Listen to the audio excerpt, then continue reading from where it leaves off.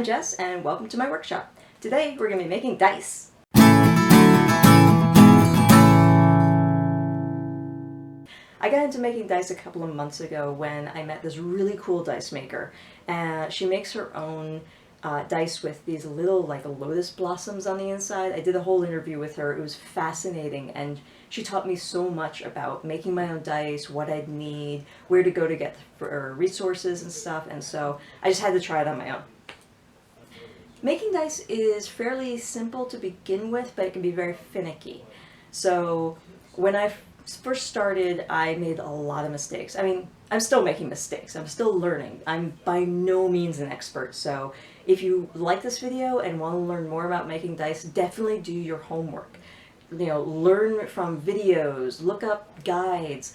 There are some fantastic communities out there that will support you and help you share their tips and tricks. One of the first places I started to learn about how to make dice was this Facebook group called Dice Making Discoveries.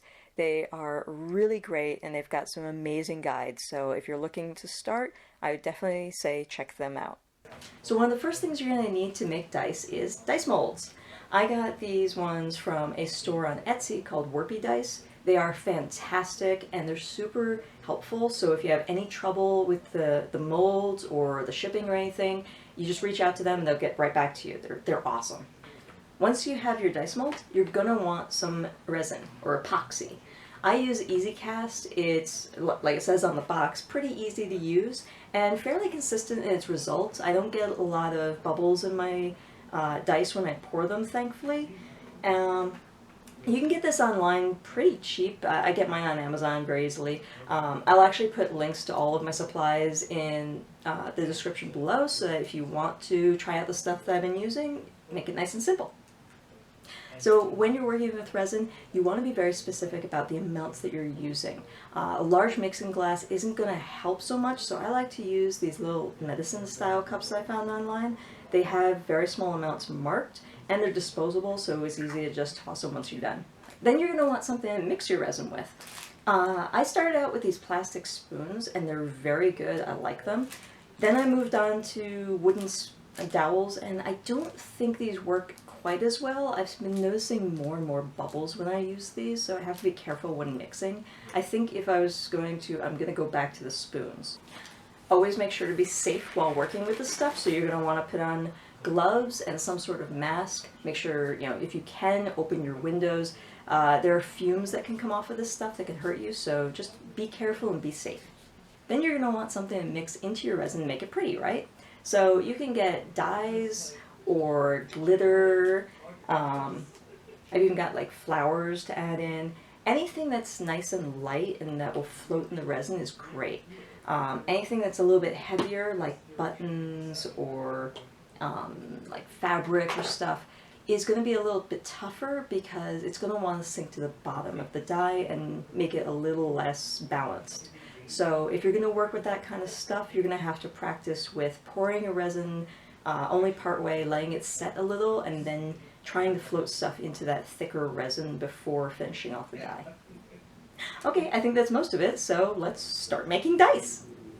The epoxy will need to be warm, so if you take a plastic container and fill it with warm water and put those in there for about 5 minutes, that'll bring them up to temperature and get them ready to use. Make sure to read the instructions on the epoxy and mix it appropriately. I've already marked off on my containers where I'm going to be pouring to. Try to be exact with this. As I said, getting the right measurements is crucial to get a correct pour. If you don't, your dice might come out a little squishy or sticky. Once you've got everything poured, you'll mix it together. Mine likes to be mixed for about 2 minutes to be ready to pour, so that's what I'm doing here. Once the epoxy is mixed, you'll be pouring it into the mold slowly. You want to keep from getting bubbles into the liquid. I am going to be adding stuff to my mold, so I'm actually moving a little bit of the epoxy around inside of it to coat the walls so that it'll keep everything from sticking to the outside. Here I've got some stuff that's kind of like Easter grass. It's a kind of holographic, and so it'll give a interesting shine to the inside of the die. Like I said, you can really add anything to the die. Beads, buttons, fabric, paint, all sorts of stuff. Just make sure that it fits through the hole. You can use tweezers like this to get it stuffed in there good. Once you've got everything inside, you can finish pouring off. Make sure to pour all the way to the top so that you don't leave a little hole in your dye. I added a little bit of white pigment to my resin to give it some interesting colors once it came out. With everything poured, I put my molds onto a heating pad to keep them warm throughout the process. I have to leave these for about 24 hours to cure. Afterward, we'll pull these out and see how they came out. And here we are pulling them out after that 24 hours.